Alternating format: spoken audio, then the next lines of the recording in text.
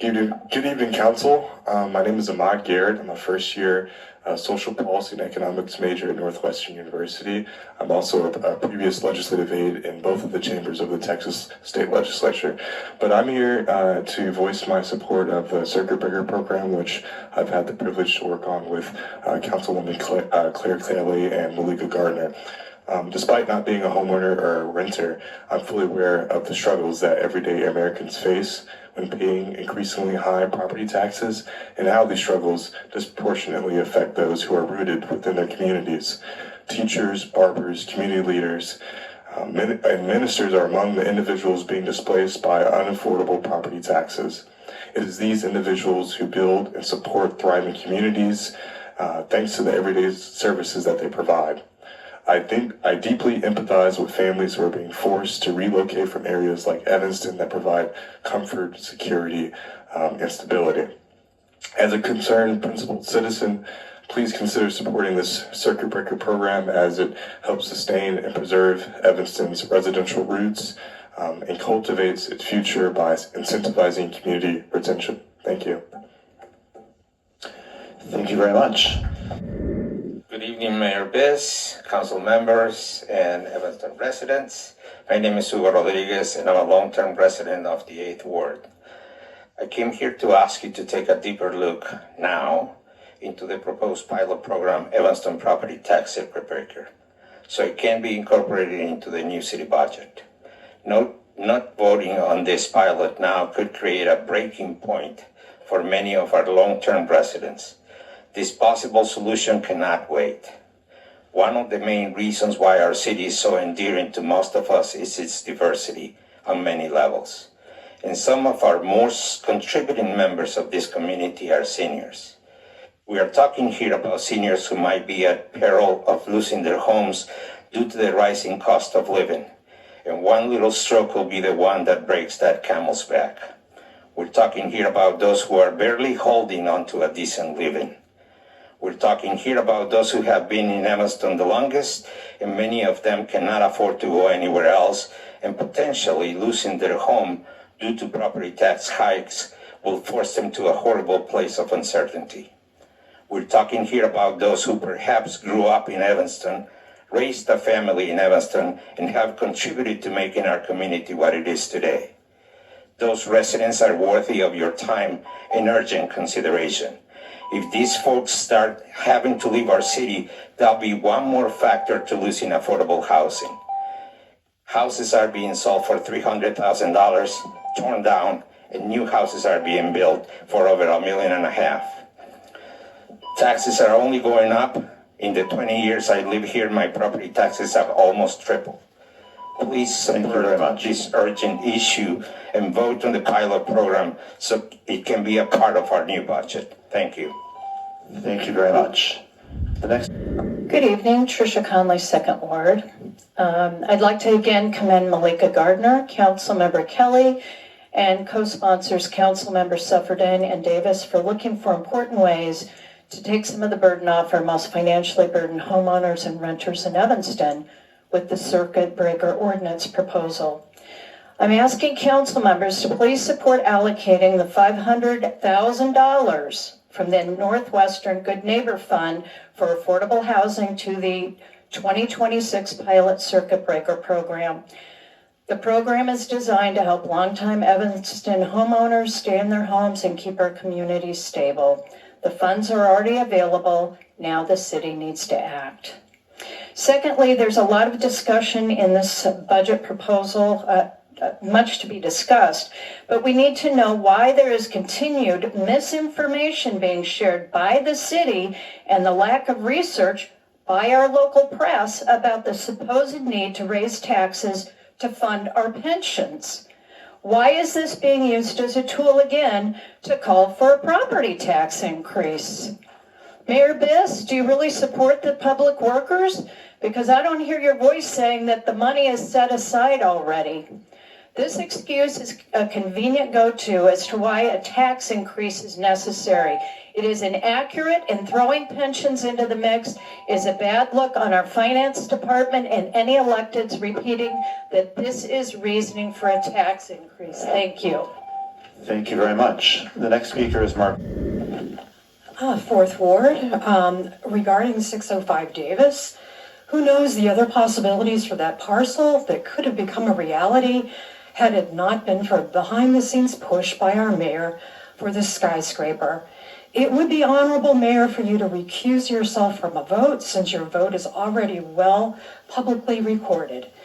Regarding the property tax circuit breaker for low to moderate income seniors, all you on the dais who are convinced a huge property tax break for a developer is just fine, but who will delay or display lack of support for tax breaks for residents, not a good look. But it's not too late. Some local press have dismissed this proposal because only 20% of Evanston homeowners are cost burdens. Even if that figure is accepted, and it's highly questionable, that 20% is guaranteed to be made up of our lower income homeowning seniors living on Social Security, most prevalently in the 5th, 8th, 9th, and 2nd wards, and disproportionately our Black and brown population that we are losing. I thought our housing strategy was focused on keeping them. Those who support upzoning and proliferation of new construction, the experts who have spoken at your own forums, say that displacement is a risk and must be guarded against. Here's a tactic to stop that. Opportunity is knocking. Your support is appropriate and needed. Thank you. Good evening. I am a 30-plus year Can everybody hear me? Sure can. Okay, I'm a 30-plus year resident of the 9th Ward, and I'm speaking tonight in support of the circuit breaker. During President Obama's administration, he created an executive order that created the Hardest Hit Fund, which provided mortgage assistance to distressed homeowners.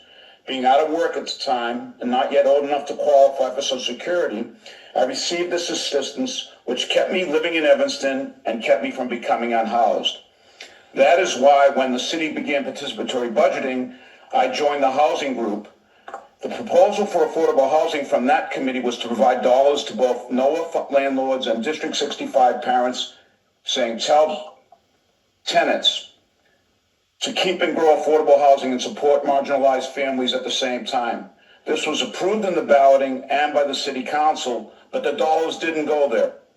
Now is the time, with additional dollars coming from Northwestern, to take care of the elderly and low-income homeowners and keep them in Evanston.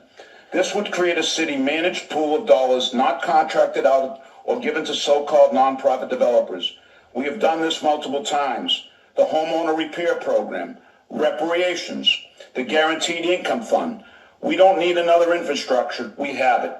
Look at the elections just this last week across the country, and progressive city councils who stood up for real affordable housing controlled by the city won elections in Virginia, New York, Maine, Ithaca, New York, Milwaukee, Wisconsin, Seattle, Washington, and many more.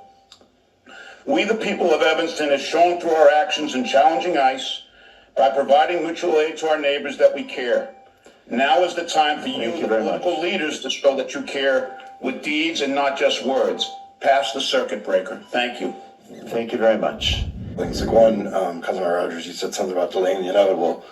That's also like the entire theory behind the field of medicine, right? Like, I mean, like, the inevitable, I mean, it's a question about how, like, there are people who need this help. This is a specific problem. I think, Councilmember Newsoma, you're pointing out who this doesn't help, while true, doesn't really get to the merits of how many people could this help and where does it fit into a larger plan. Do we have staff that can figure out how many people potentially this would affect?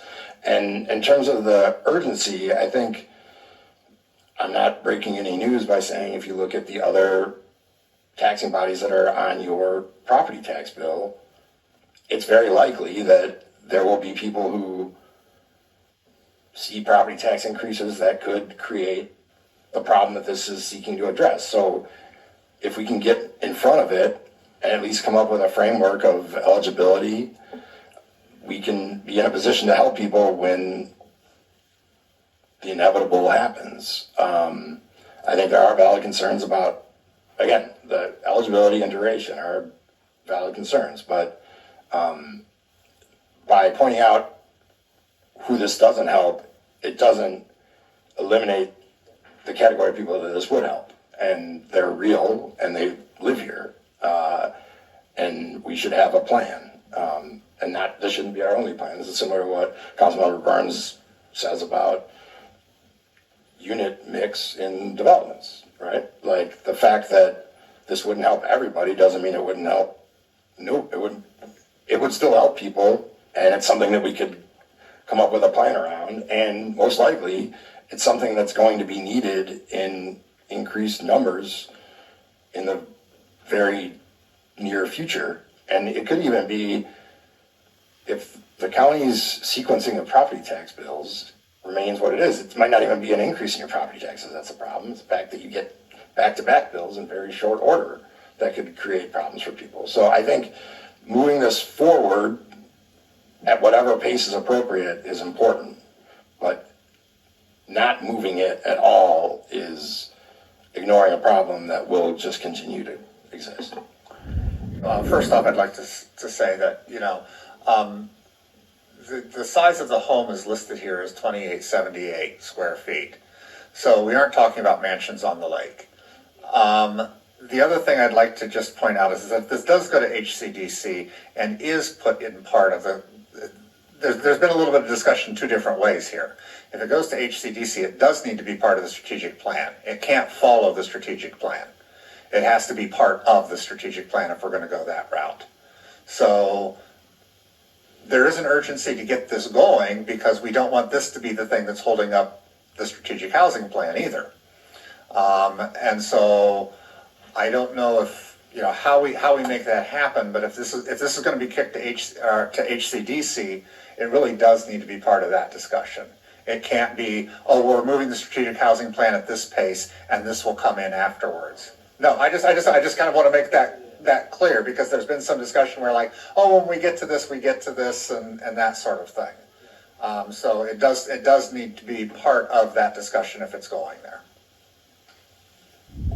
And the issue with folding it into the strategic housing plan and moving it now to another committee, I still think that committee can review it and they can amend it and make changes to it, but we need to begin to do this now if we really care about our residents who are here now, who are in need. And yes, we wanted to include rent also, but we thought that in discussing with staff, with Liza and others, that it would make more sense for the first year as a pilot program to first address homeowners to get a handle on that, and then to expand it to long-term renters as well, understanding full well that we also have long-term renters who are in need. But this is to first test the waters, understand it, get the program and the policy in place, as well as how the program works. And we've also worked out all those details. And again, we've looked at many programs across the nation. It's true, it isn't new. I hope we can finally move forward on this quickly and not have it be folded into it. Like I said, other committees can discuss it, add to it, amend it, welcome input from it, but I think we absolutely need to move forward on this. Again, it's a tried and true way to support your long-term residents who are currently, living here now. So I hope we will do that. And I think that's all for now. Thank you. What are you left?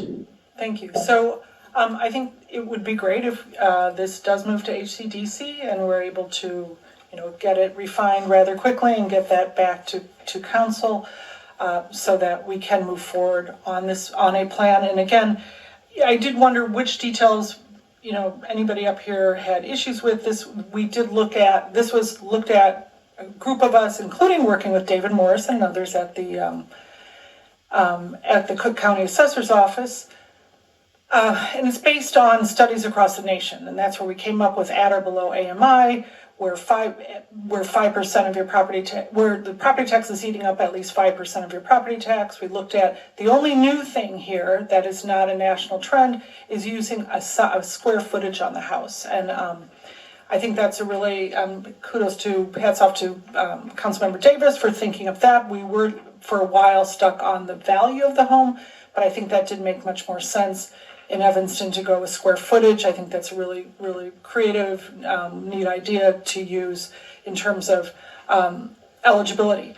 And, I just want to say the state program won't be available for years, if at all, and their program is also based on spikes. So you have to demonstrate a certain spike in your property tax from one year to the next.